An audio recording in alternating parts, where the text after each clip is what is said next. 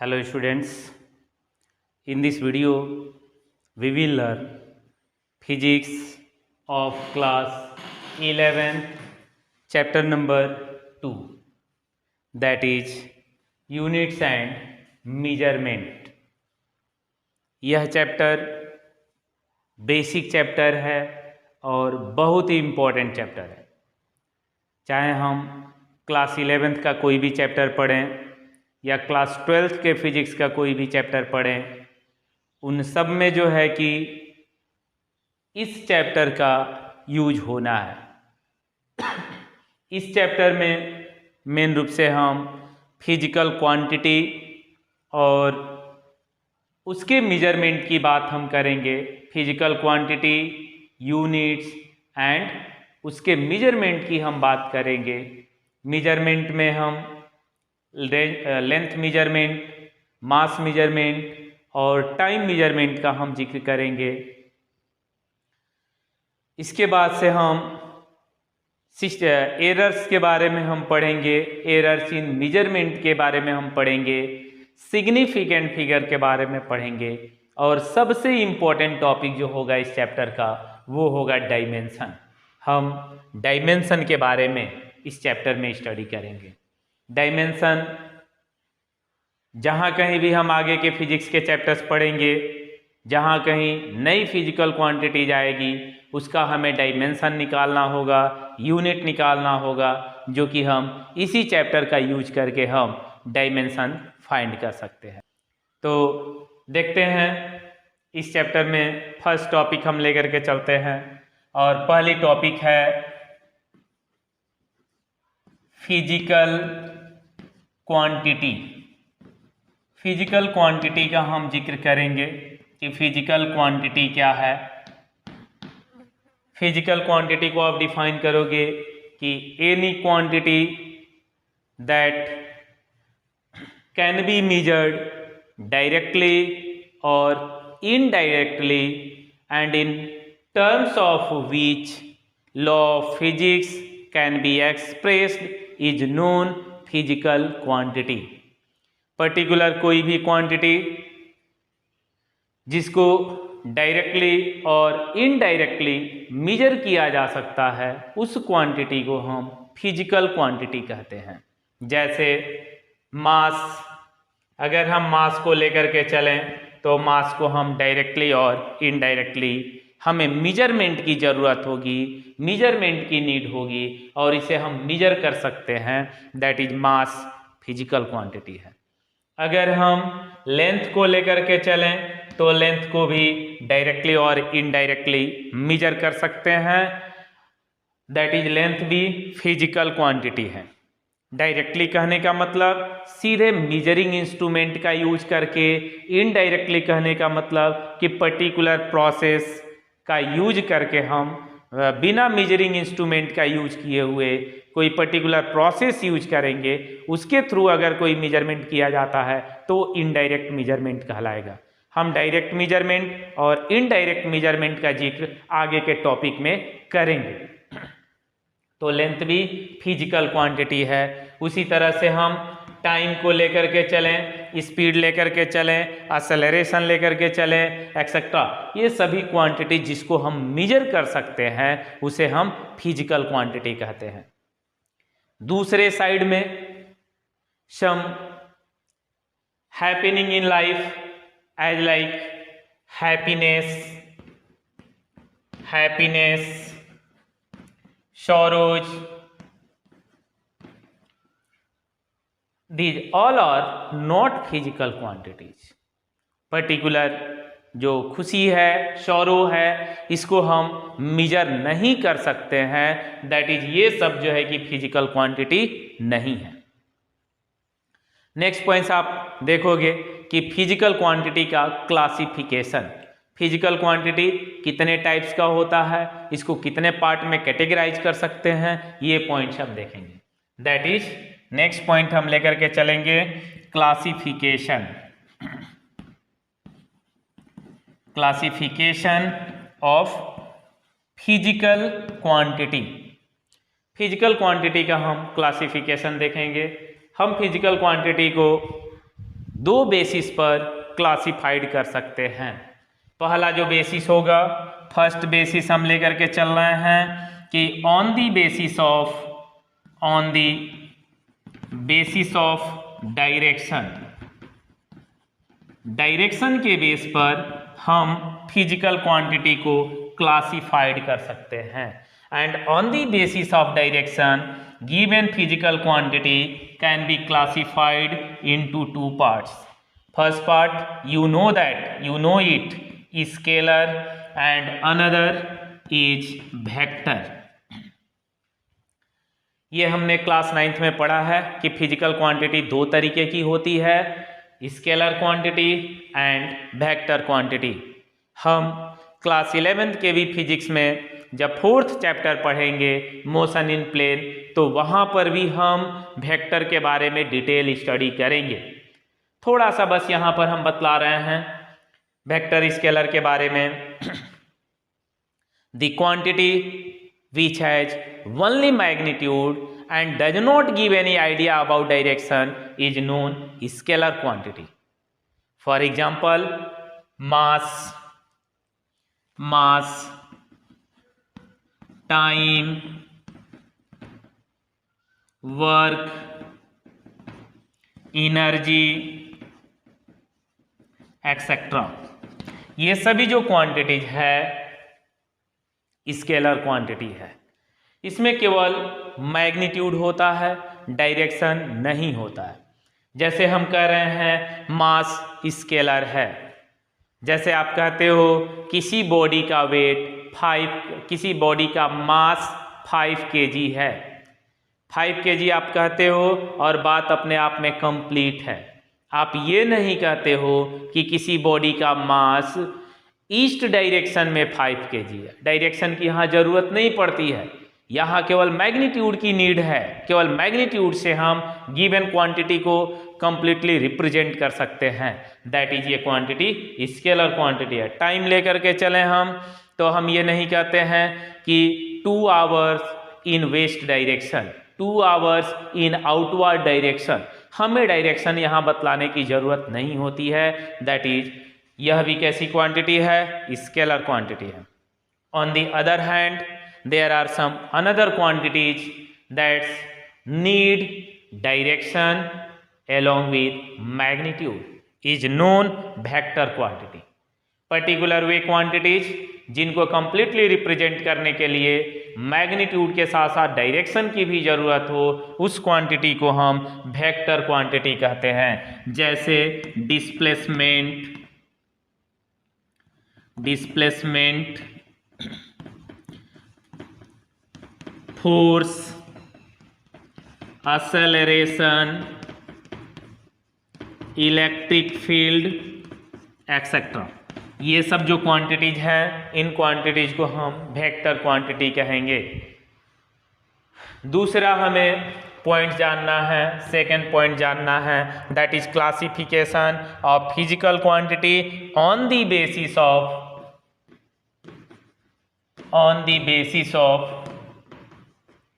Dependency, on the basis of dependency. Dependency के base पर हम फिजिकल क्वांटिटीज को क्लासिफाइड करेंगे। On the basis of dependency physical quantity classified into 2 parts। First part of that is fundamental quantity, fundamental, और हम इसे base भी कहते हैं, बेस क्वांटिटी। फंडामेंटल और base quantity, while another is derived quantity.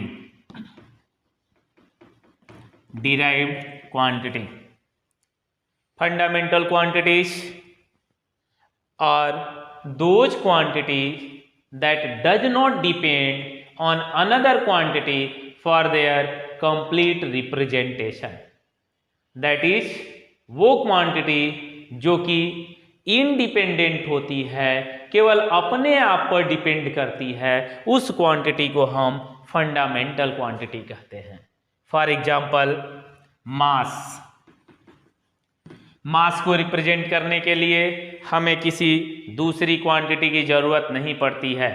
मास केवल मास है, मास पर ही डिपेंड करता है। मास को रिप्रेजेंट करने के लिए हमें किसी दूसरे और क्वांटिटी की नीड नहीं होगी।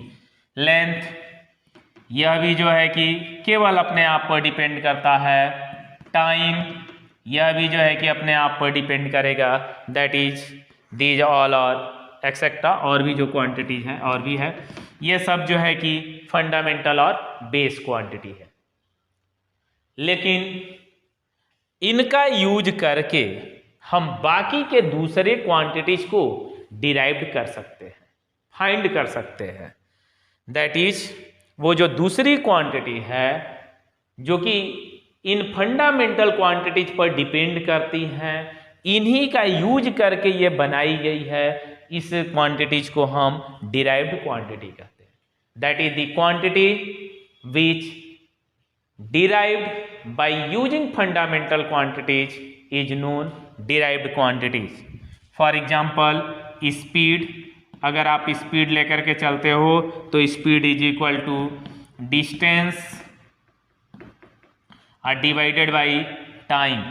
डिस्टेंस फंडामेंटल क्वांटिटी है, लेंथ फंडामेंटल क्वांटिटी है, टाइम फंडामेंटल क्वांटिटी है। इन दोनों का यूज करके एक हमें नई क्वांटिटी मिला, और जो नई क्वांटिटी मिला है स्पीड मिला, और ये कैसी क्वांटिटी है? डिराइव्ड क्वांटिटी है।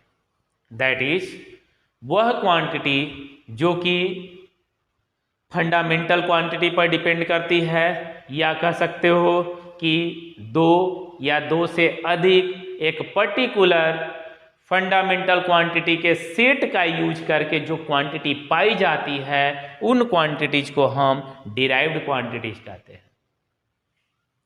तो ये रहा derived quantities.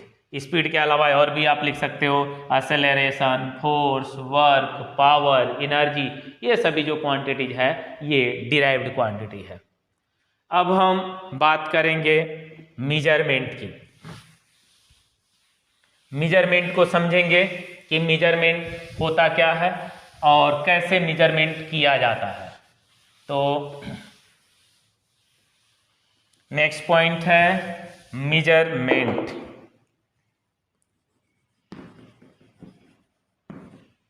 Measurement, suppose as हमें कोई लेंथ दिया गया है, यहां से यहां तक लेंथ दिया गया है और हमें इसे मेजर करना है। तो मेजर करना है तो हमने डस्टर ले लिया और डस्टर से इसे कंपेयर करा रहे हैं और लिखेंगे कि यह जो डिस्टेंस है ये हो गया 1, 2, 3 एंड 4, सपोज दैट्स 4। आप कहोगे कि यहाँ से यहाँ तक का जो लेंथ है 4, और यह एक स्टैंडर्ड लेकर के चल रहे हो, इस स्टैंडर्ड का नाम कुछ दे दो, जैसे हम नाम दे रहे हैं यहाँ डस्टर। तो यहाँ से यहाँ तक का जो लेंथ रहा ये 4 डस्टर है। ये क्या किया हमने? दिए गए लेंथ को इसके कुछ स्टैंडर्ड अमाउंट से हमने कंपेयर कराया, और यही कंपैरिजन प्रोसेस मेजरमेंट कहलाता है। या सपोज एज हमें कोई बकेट दिया गया है, ये हमने बकेट ले लिया और इस बकेट में सपोज एज वाटर भरा हुआ है, वाटर हमने भर दिया। अगर हमें मेजर करना हो कि इसमें कितना वाटर है तो टम्बलर ले लिया और टम्बलर से कंपेयर करा रहे हैं 1, 2, 3, 10, 20 जो भी हो, तो कहेंगे कि इसमें जो है 20 टम्बलर वाटर है। तो हमने वाटर का एक वाटर के ही स्टैंडर्ड अमाउंट से कंपेयर कराया, और इस कंपैरिजन प्रोसेस को ही हम क्या कहते हैं? मेजरमेंट कहते हैं। दैट इज आप कहोगे कि measurement is a comparison process in which a given physical quantity is compared with its standard amount. That is, it is a comparison process. It is a comparison process of a given physical quantity given physical quantity with its standard amount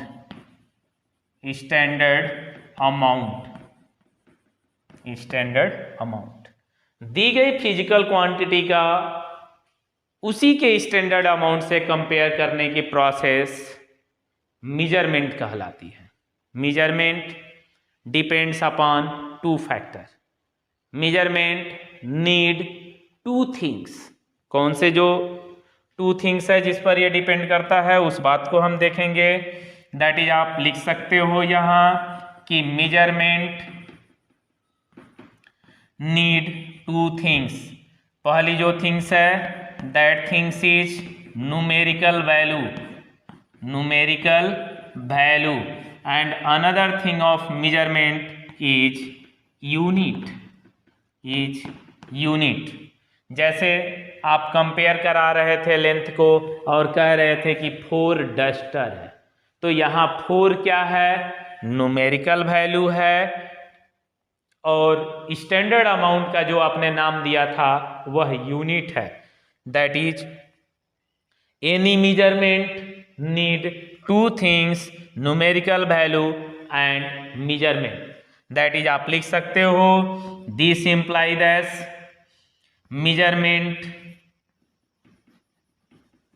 measurement of a physical quantity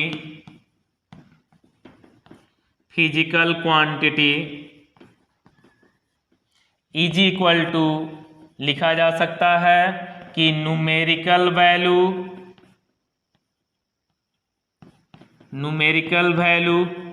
into unit. अगर हम physical quantity को Q से लिखते हैं तो Q is equal to NU, जहां N numerical value है और U यूनिट है, यूज किया गया यूनिट है। सपोज एज यहां से यहां तक का जो लेंथ है, कोई लेंथ हम ले रहे हैं और AB का जो लेंथ है, यह AB का लेंथ सपोज एज 5 मीटर है। 5 मीटर को ही आप चाहो तो लिख सकते हो 500 सेंटीमीटर, या इसी को आप लिख सकते हो 5000 मिलीमीटर। आप चाहे 500 सेंटीमीटर लिखो, 5000 मिलीमीटर लिखो या 5 मीटर लिखो, क्वांटिटी के अमाउंट में कोई चेंजिंग नहीं होना है। जो फिजिकल क्वांटिटी दी गई है वो वही रहेगी, ये इतनी ही डिस्टेंस रहेगी। यूनिट चेंज कर देने से उसके अमाउंट में कोई चेंजिंग नहीं होना है। दैट इज आप यहां से लिख सकते हो कि 5 metre is equal to 500 centimetre is equal to given physical quantity. तो यहां से हम उसी टर्म को लिख सकते हैं Q is equal to N1U1 is equal to N2U2। ये बात आपको ध्यान देना है कि चाहे आप N1 क्या है? N1 is numerical value in first system of unit, U1 unit of given physical quantity in first system, N2 numerical value in second system of unit, and U2 क्या है? It is unit of given physical quantity in second system। तो N1 U1 N2 U2 के बराबर होगा, लिखा जा सकता है। और जब N1 U1 N2 U2 के बराबर है, this imply that NU is equal to आप लिख सकते हो constant. NU is equal to constant. NU is equal to constant लिखते हो, इसका मीनिंग है कि N proportional to 1/U। N proportional to 1/U कहने का क्या मतलब है कि जब यूनिट छोटा यूज करते हैं तो न्यूमेरिकल वैल्यू ज़्यादा होता है, और जब यूनिट लार्जर बड़ा यूज करते हैं तो न्यूमेरिकल वैल्यू छोटा होता है। जैसे अगर हम मीटर यूज कर रहे हैं तो न्यूमेरिकल वैल्यू ओनली 5 है, लेकिन अगर हम छोटा यूनिट यूज करने लगे, अब मीटर की जगह पे सेंटीमीटर यूज करने लगे, तो न्यूमेरिकल वैल्यू देख रहे हैं कि अब बड़ा हो गया। इसका मतलब क्या है कि न्यूमेरिकल वैल्यू इंक्रीज करता है, बड़ा होता है जब यूनिट छोटा होता है एंड वाइस वर्सा। तो ये रहा मेजरमेंट के बारे में। अब हम नेक्स्ट पॉइंट हम देखेंगे फिजिकल यूनिट। यूनिट के बारे में हम समझें तो नेक्स्ट पॉइंट हम लेकर के चल रहे हैं physical unit.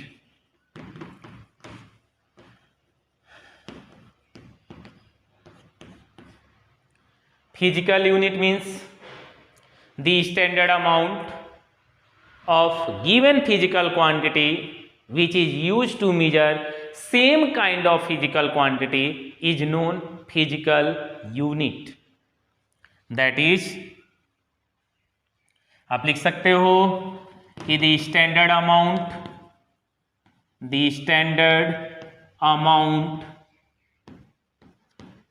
of given physical quantity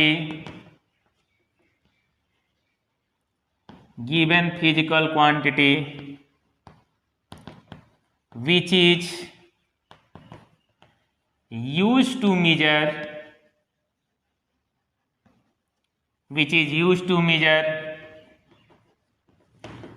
same kind of physical quantity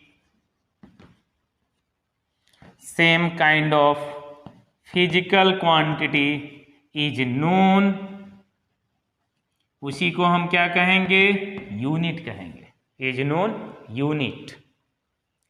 जैसे हमें यहां से यहां तक लेंथ मेजर करना था, तो लेंथ मेजर करना था तो हमने जो है कि ये चाक ले लिया और चाक का ये इतना जो इस लेंथ का स्टैंडर्ड अमाउंट है ये हमने ले लिया और इस स्टैंडर्ड अमाउंट का कुछ नाम दे देंगे और यही जो नाम दिया गया रहेगा यह अमाउंट, इसी को हम क्या कहेंगे, यूनिट कहेंगे। जैसे चाक मान ले रहे हैं, चाक क्या हो गया, यूनिट हो गया, और इसी से हम कंपेयर करा देंगे और यही कंपैरिजन प्रोसेस मेजरमेंट कहलाएगा और कहेंगे कि यह लेंथ 5 चाक है, तो 5 इसमें क्या हो जाएगा, न्यूमेरिकल वैल्यू, और चाक क्या हो गया, यूनिट हो गया। तो यूनिट क्या है, the standard amount of given physical quantity which is use to measure same kind of physical quantity. ये नहीं कि लेंथ आपने ले लिया यूनिट और लेंथ से टाइम मेजर करेंगे, नहीं, जो हम स्टैंडर्ड अमाउंट ले रहे हैं, जिस क्वांटिटी का स्टैंडर्ड अमाउंट ले रहे हैं, उसी तरीके के क्वांटिटी का हम उसी यूनिट से मेजरमेंट करते हैं। अब ये फिजिकल क्वांटिटी भी 2 तरीके की हो सकती है। पहली जो फिजिकल क्वांटिटी है इसका भी क्लासिफिकेशन हम करेंगे और पहला है fundamental quantity, fundamental unit. Quantity हमने पढ़ लिया है, अब यूनिट की बात हम कर रहे हैं, फंडामेंटल यूनिट। और दूसरा जो यूनिट होता है, यह दूसरा यूनिट है डिराइव्ड यूनिट।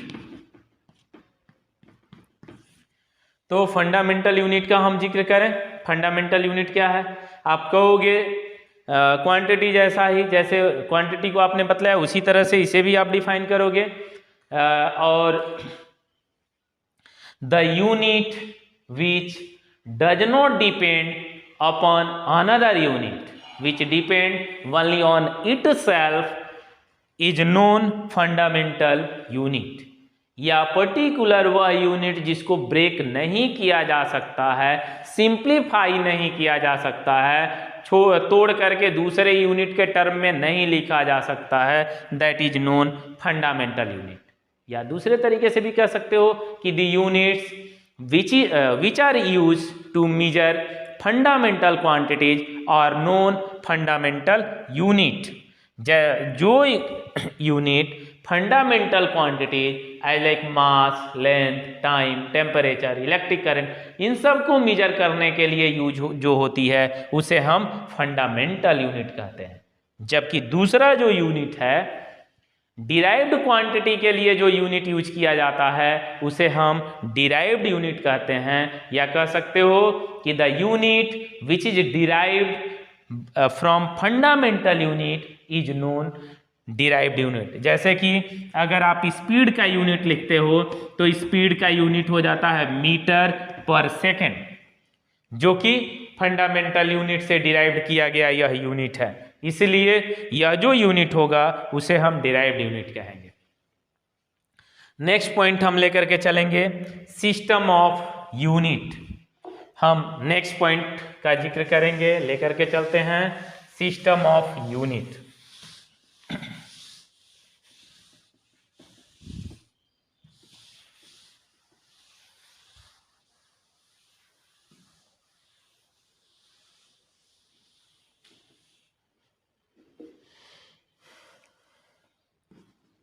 नेक्स्ट है पॉइंट सिस्टम ऑफ यूनिट।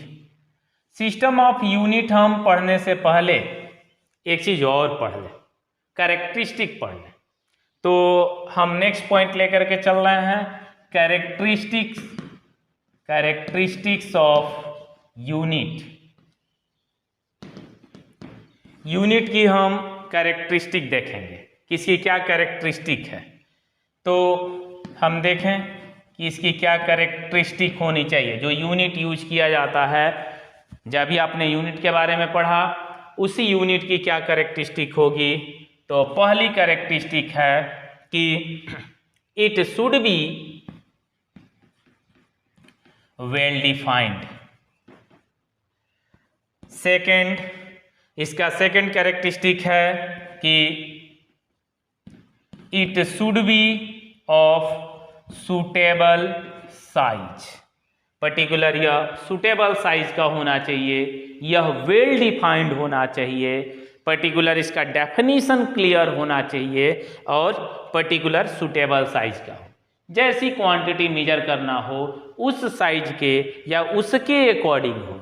ये नहीं कि हमें इतना सा डिस्टेंस मेजर करना है और लाइट ईयर यूनिट यूज कर रहे हैं। लाइट ईयर एक डिस्टेंस का यूनिट होता है, बहुत बड़ा यूनिट होता है, लाइट ईयर का हम यूज करेंगे अगली टॉपिक में। तो जिस तरीके की क्वांटिटी का मेजरमेंट करना है उस तरीके के हम यूनिट का यूज करते हैं। दैट इज यूनिट की सेकंड कैरेक्टरिस्टिक है कि it should be of suitable size. Third characteristic हम इसका लेकर के चलेंगे कि it should be easily accessible. Easily accessible हो, आसानी से उपलब्ध हो, आसानी से सबको मिल जाने वाला हो।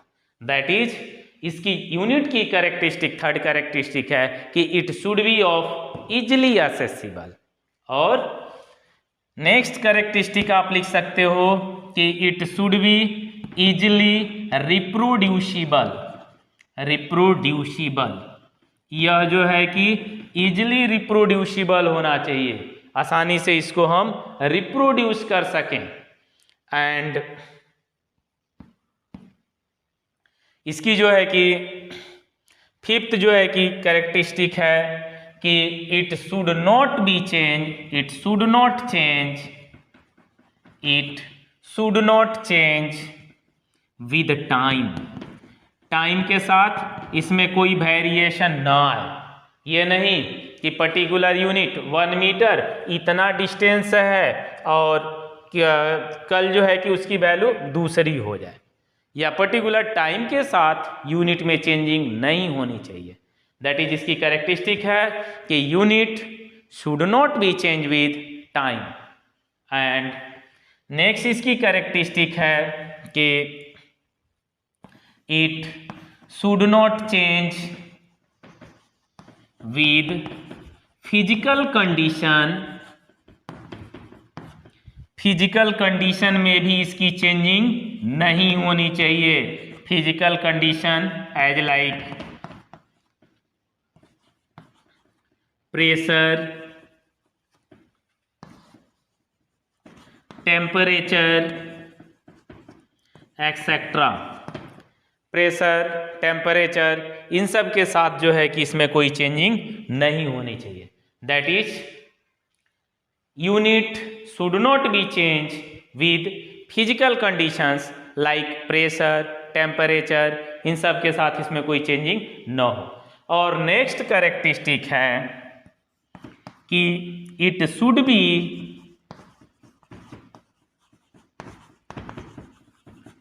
इंटरनेशनली एक्सेप्टेड, यह जो है कि सर्वमान्य हो, सभी लोग जो है कि इसको एक्सेप्ट करते हों, यानी कि यह इंटरनेशनली एक्सेप्टेड हो। यह नहीं कि हमने मेजरमेंट के लिए अभी कुछ तरीके बतला रहे थे और हम कह रहे थे कि यह डिस्टेंस 1 चाक, 2 चाक, 3 चाक, ऐसे 5 चाक जो है कि डिस्टेंस है, तो चाक केवल हमने कंसीडर कर लिए यहाँ पर यूनिट, ये सब लोग जो है कि ऐसा कंसीडर नहीं करेंगे। मीटर इंटरनेशनली एक्सेप्टेड यूनिट है, पर्टिकुलर जो है कि हम अपना कोई यूनिट बना लें तो वो जो है कि यूनिट की कैरेक्टरिस्टिक नहीं है। यूनिट क्या होनी चाहिए? इंटरनेशनली एक्सेप्टेड होनी चाहिए। तो ये इसकी कैरेक्टरिस्टिक है कि वेल डिफाइन हो, सुटेबल साइज का हो, इजिली एसेसिबल हो, इजिली रिप्रोड्यूसिबल हो, टाइम या फिजिकल कंडीशंस के साथ चेंज ना होता हो और इंटरनेशनली एक्सेप्टेड हो। अब हम बात करेंगे नेक्स्ट पॉइंट की, और नेक्स्ट पॉइंट है सिस्टम ऑफ यूनिट। तो हम लेकर के चलेंगे next point, system of units. System of unit में बतलाओगे कि ये complete set of fundamental and derived units which is used for all kinds of quantity is known system of unit.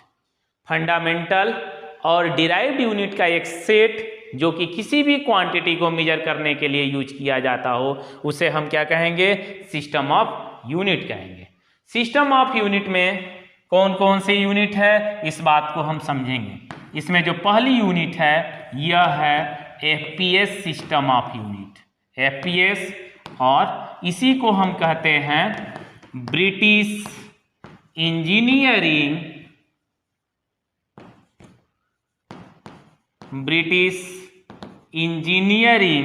System of unit, British engineering system of unit.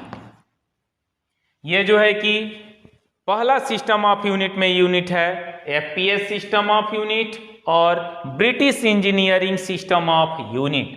अब ये FPS system of unit होता क्या है, इस बात को हम समझेंगे। FPS system of unit are that units, that system of unit in which mass, in which length, mass, time are taken as a fundamental quantity, as a base quantity, and that unit are chosen। Length का unit हम क्या choose करते हैं? Foot. मास का unit pound, और time का unit हम choose करते हैं सेकेंड।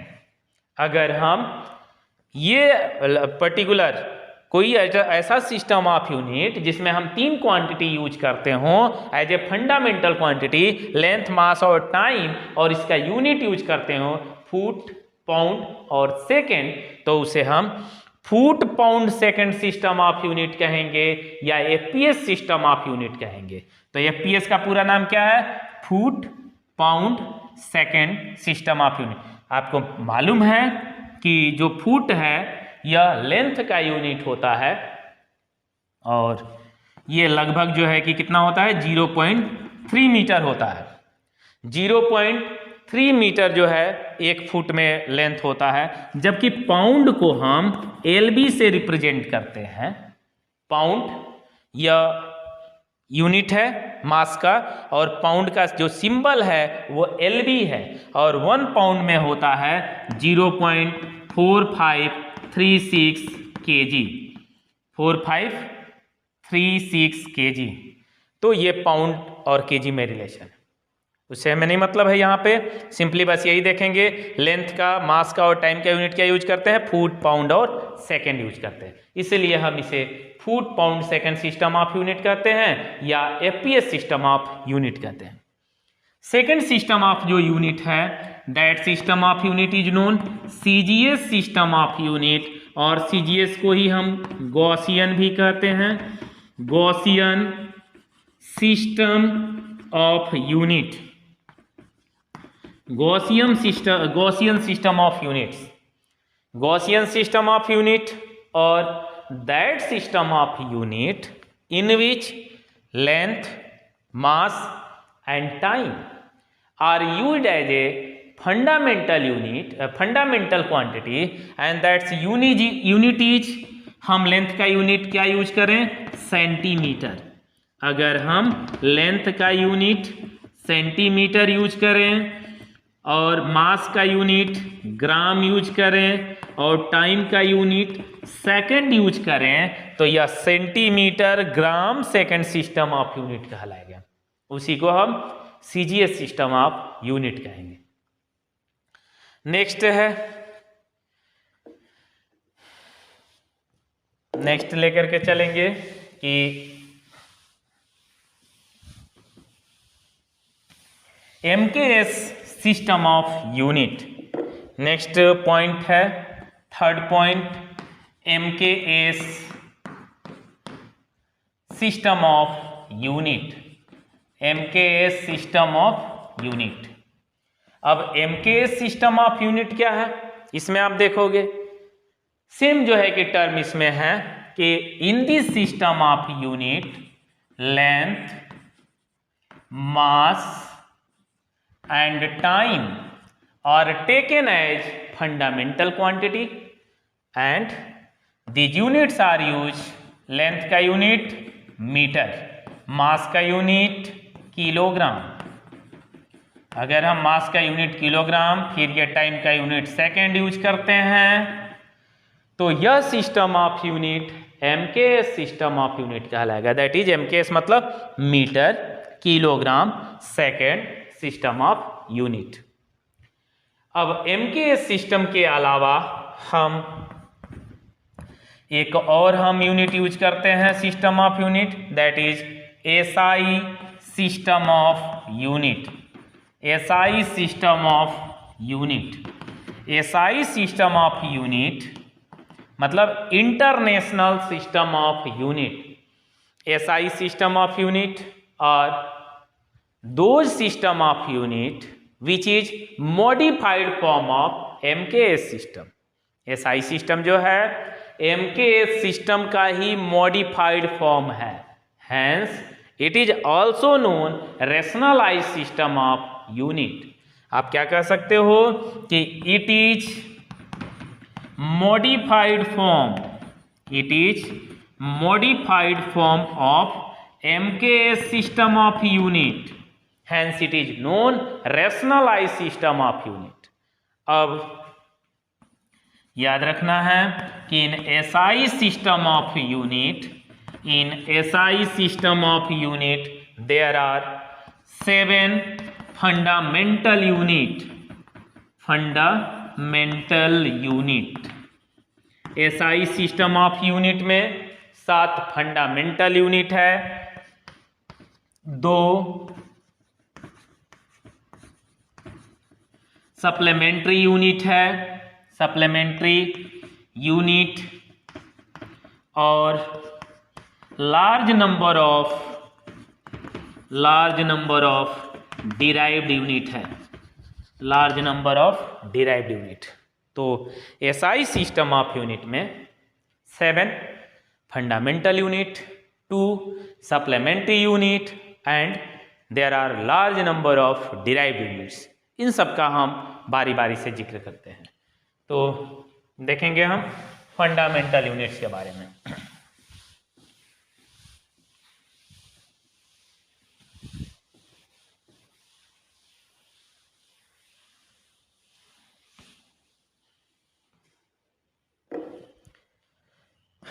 Fundamental units.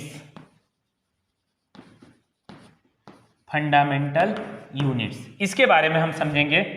तो यूनिट्स हम तभी लिखेंगे जबकि क्वांटिटी को समझें, क्वांटिटी का ही यूनिट लिखा जाएगा। तो हम देखेंगे 7 या फंडामेंटल यूनिट है तो लिख दे रहे हैं, हम टेबल बना ले रहे हैं, सीरियल नंबर, और ये है फंडामेंटल, और इसी को हम कहते हैं बेस। फंडामेंटल और बेस क्वांटिटी, और ये है फंडामेंटल यूनिट, और ये है इस फंडामेंटल यूनिट का सिंबल। तो हम लेकर के चलते हैं। यह 7 होता है और 7 कौन कौन से हैं आपको एकदम याद रखना है, क्योंकि हमें इसकी बार बार ज़रूरत पड़ेगा।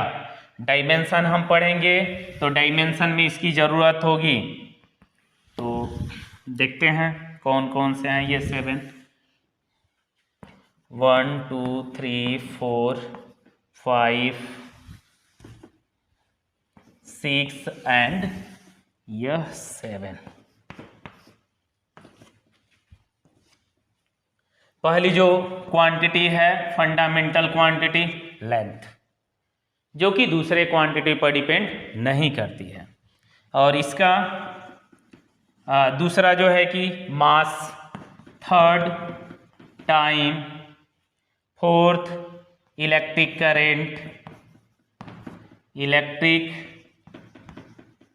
करेंट और fifth temperature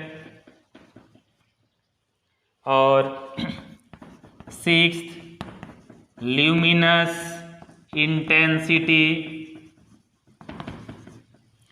and seventh amount of substance. याद रखना है कि ये 7 फंडामेंटल क्वांटिटी होती है। और 7 कौन कौन सी फंडामेंटल क्वांटिटी है? Length, mass, time, current, temperature, luminous intensity and amount of substance. और इसका जो एसआई यूनिट होता है, इसका जो फंडामेंटल यूनिट होता है, इस फंडामेंटल का एसआई सिस्टम ऑफ यूनिट में ही हम पढ़ रहे हैं। ये लेंथ का एसआई यूनिट हम क्या लिखेंगे? मीटर। मास का किलोग्राम और टाइम का सेकेंड। इलेक्ट्रिक करंट इसका SI unit ampere. Temperature kelvin और ल्यूमिनस इंटेंसिटी का यूनिट कैंडेला और अमाउंट ऑफ सब्सटेंस का फंडामेंटल यूनिट मोल। तो ये फंडामेंटल क्वांटिटीज हैं, 7 हैं, और ये फंडामेंटल यूनिट्स हैं। ये 7 फंडामेंटल क्वांटिटी का एसआई यूनिट ये रहा। Metre, kilogram, second, ampere, kelvin, candela and mole. अब इसके सिंबल हमें जानना है। मीटर का सिंबल स्मॉल m, किलोग्राम का सिंबल kg, सेकेंड का स्मॉल s, एम्पियर का capital A, kelvin capital K, candela CD और अमाउंट ऑफ सब्सटेंस का MOL। तो ये रहा फंडामेंटल यूनिट्स। और इस फंडामेंटल यूनिट के अलावा हमने देखा कि 2 सप्लीमेंट्री यूनिट भी है। तो सप्लीमेंट्री यूनिट के बारे में हम देख लें। तो यहाँ हम लिख दे रहे हैं ये सीरियल नंबर, सप्लीमेंट्री क्वांटिटी,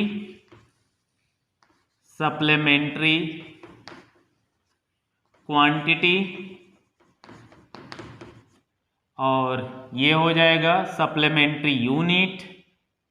मिटा दे रहे हैं, मिटा करके लिख रहे हैं अलग से।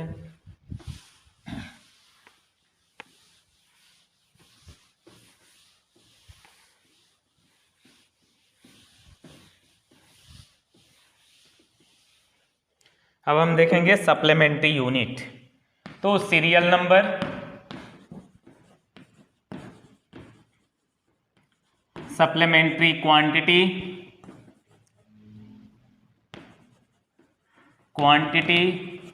एंड सप्लीमेंट्री यूनिट और इसका सिंबल। तो इसमें जो है कि 2 ही ये क्वांटिटी है। देखते हैं पहली जो क्वांटिटी है यह है प्लेन एंगल। ये सप्लीमेंट्री क्वांटिटी है। 7 फंडामेंटल क्वांटिटी के अलावा 2 और क्वांटिटी है जो कि डिराइव्ड क्वांटिटी नहीं है। उन क्वांटिटी को हम सप्लीमेंट्री क्वांटिटी कहते हैं। ये दो है, पहला प्लेन एंगल और सेकंड है solid angle. Solid angle, plane angle का यूनिट हम लिखेंगे रेडियन और सॉलिड एंगल का स्टेरेडियन, जबकि रेडियन का सिंबल RAD और स्टेरेडियन का सिंबल SR होता है। तो ये रहा सप्लीमेंट्री क्वांटिटी। अब हम सप्लीमेंट्री क्वांटिटी और सप्लीमेंट्री यूनिट, और ये रहा सप्लीमेंट्री यूनिट का सिंबल। अब हम डिराइव्ड यूनिट के बारे में देखेंगे।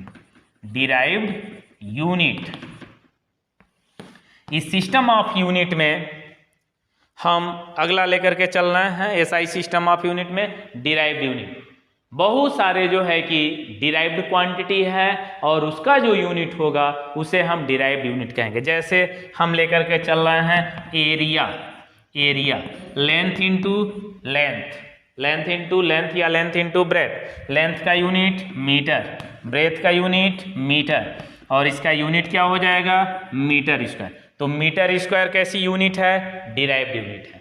That is the unit of derived quantities are known derived unit.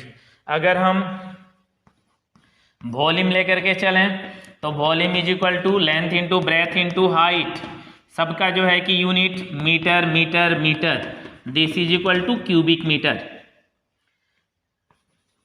If we take density, then density is equal to mass divided by volume, mass divided by volume, mass का unit kg and volume metre cube, that is unit of SI unit of this derived quantity density is kg meter power -3। अगर हम speed लेकर के चलते हैं तो speed को लिखेंगे कि speed is equal to distance divided by time. तो डिस्टेंस का यूनिट मीटर और टाइम का यूनिट सेकेंड, क्या लिखा जा सकता है metre second power -1, that is SI unit of this derived quantity speed. इसी तरह से असेलरेशन का आप यूनिट लिख सकते हो, असेलरेशन का यूनिट, फोर्स का यूनिट। जैसे अगर हम यहाँ असेलरेशन लेकर के चलते हैं तो acceleration change in velocity, change in velocity divided by time taken. Velocity का unit metre per second upon second, metre second power -2, metre second power -2। अगर हम फोर्स लेकर के चलते हैं तो force is equal to mass into acceleration. Newton का second law class 9th में आपने पढ़ा है कि force is equal to mass into असेलरेशन।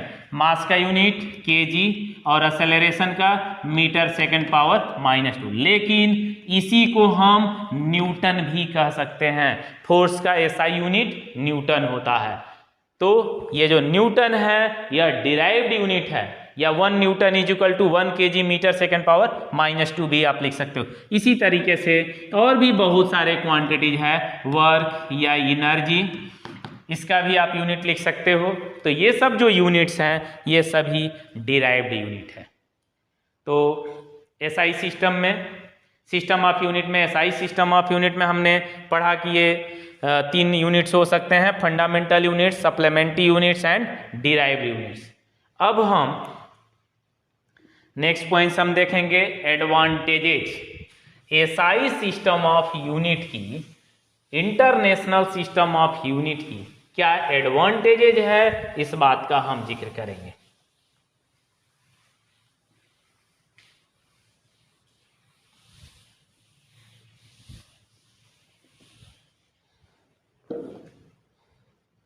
Advantages of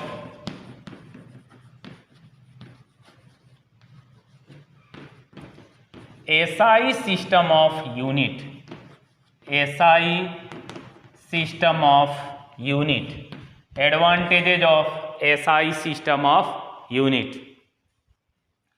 पहली एडवांटेजेज है कि it is coherent system of unit, it is coherent system of unit, it is A coherent system of unit. Coherent system of unit कहने का मतलब क्या है, इस बात को हम समझेंगे।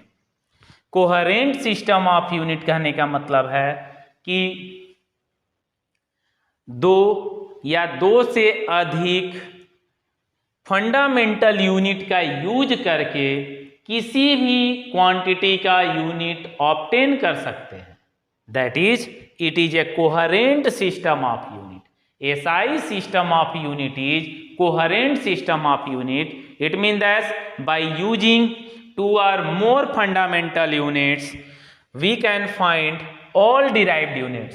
दो या दो से अधिक या पर्टिकुलर एक सेट का यूज करके, फंडामेंटल यूनिट के सेट का यूज करके हम डिराइव्ड यूनिट को ऑब्टेन कर सकते हैं। दूसरा इसका जो है कि एडवांटेजेज है कि it is rational system of unit. It is rational system of unit. Rational कहने का मतलब क्या है कि one physical quantity used only one kind of unit, one unit. एक फिजिकल क्वांटिटी का केवल और केवल एक ही यूनिट होता है। फॉर एग्जाम्पल आप लेकर के चल सकते हो फोर्स। आप फोर्स ले लो, तो फोर्स जो ये क्वांटिटी है, इस क्वांटिटी का एक ही SI यूनिट होगा और इसका जो SI यूनिट है ये क्या है, न्यूटन। इसका SI यूनिट है न्यूटन, सिंबल होता है कैपिटल N। तो फोर्स का SI यूनिट न्यूटन होगा। चाहे किसी भी तरीके का फोर्स हो, मस्कुलर फोर्स हो, ग्रेविटेशनल फोर्स हो, इलेक्ट्रिक फोर्स हो या मैग्नेटिक फोर्स हो, न्यूक्लियर फोर्स हो, फ्रिक्शन फोर्स हो, टेंशन फोर्स हो, कोई भी फोर्स हो, सभी फोर्स का SI यूनिट न्यूटन ही होगा। हम क्लास 11th में एक और फोर्स पढ़ेंगे, सेंट्रीपिटल फोर्स और सेंट्रीफ्यूगल फोर्स। चाहे कोई भी फोर्स हो, किसी भी फोर्स का SI यूनिट न्यूटन होगा। That is SI system of unit is rational system of unit. That is for a given physical quantity only one unit is used. अब जैसे एनर्जी, दूसरा आप अगर आप लेकर के चलते दूसरा एग्जांपल, तो जैसे मान लो एनर्जी बहुत सारी एनर्जी हो सकती है। इलेक्ट्रिकल एनर्जी हो सकता है, मैग्नेटिक एनर्जी हो सकता है, ग्रेविटेशनल एनर्जी हो सकता है, विंड की अपनी एनर्जी हो सकता है। चाहे कोई भी एनर्जी हम लेकर के चलें, सभी एनर्जी का SI यूनिट जूल होगा और इसे हम कैपिटल J से रिप्रेजेंट करते हैं। तो ये क्या रहा कि it is a rational system of unit. और तीसरा है it is metric system of unit. Metric system of unit. Metric system of unit कहने का मीनिंग क्या है, मतलब क्या है, इस बात को हम समझेंगे। Metric system of unit means all multiples and sub multiples can be represent in the power of 10। जितने भी मल्टीपल्स और सब मल्टीपल्स हैं यूनिट्स के, उनको जो है 10 के पावर में रिप्रेजेंट किया जा सकता है। जैसे अगर हम 1 मीटर लेकर के चल रहे हैं तो 1 मीटर में लिख सकते हैं 10 to the power 2 सेंटीमीटर। या हम लिख सकते हैं कि इसी को अगर मिलीमीटर में बदलें तो 10 to the power 3 मिलीमीटर। या 1 micrometre is equal to 1 micrometre 10 to the power -6 metre. 1 nanometre 10 to the power -9 metre. ऐसे ही यूनिट जो भी हम मल्टीपल्स या सब मल्टीपल्स लेकर के चलें, सभी मल्टीपल्स या सब मल्टीपल्स को 10 के पावर के फॉर्म में रिप्रेजेंट किया जा सकता है। That is international system of unit is a metric system of unit. And इसका जो नेक्स्ट जो पॉइंट है यह है इंटरनेशनली एक्सेप्टेड। इंटरनेशनली एक्सेप्टेड, यह जो है कि क्या होता है, इंटरनेशनली एक्सेप्टेड होता है। यानी कि सभी लोग इसको एक्सेप्ट करते हैं। ये जो है कि एडवांटेजेज है, ये एसआई सिस्टम ऑफ यूनिट का एडवांटेजेज रहा। अब हम नेक्स्ट टॉपिक हम देखेंगे। नेक्स्ट टॉपिक है कि rules for writing SI units in symbolic form. जो एसआई यूनिट होता है उस एसआई यूनिट को सिंबॉलिक फॉर्म में कैसे लिखा जाएगा, सिंबल के फॉर्म में उसको हम कैसे लिखेंगे, कैसे रिप्रेजेंट किया जाएगा, इस बात को हम समझेंगे। तो इसे मिटाते हैं।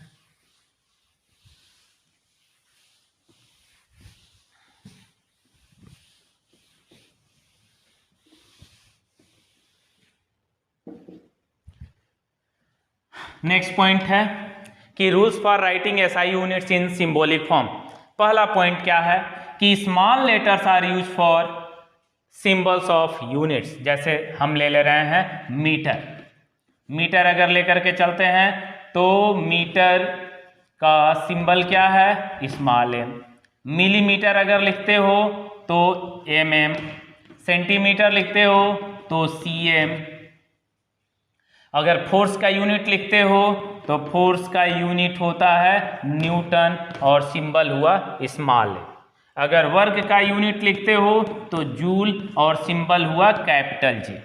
अगर करंट का यूनिट लिखते हो तो उसका यूनिट एम्पियर और सिंबल हुआ कैपिटल जी। अब इसी पे हम बात करेंगे कि कैसे सिंबल लिखते हैं। सिंबल लिखने का, एसआई यूनिट का सिंबल लिखने का क्या रूल है, वो बात हम देखेंगे। तो इसे हम मिटा दे रहे हैं। पहला क्या है, small letters are use for symbols of unit. जितने भी यूनिट्स हैं, चाहे जो कोई भी यूनिट है, जैसे कि टाइम का यूनिट हम लेकर के चल रहे हैं, सेकंड है, इसका सिंबल क्या है, स्मॉल एस है। तो एसआई यूनिट का जो सिंबल होता है उसे हम स्मॉल लेटर से लिखते हैं, स्मॉल लेटर से रिप्रेजेंट किया जाता है। सिंबल्स को स्मॉल लेटर से रिप्रेजेंट किया जाता है।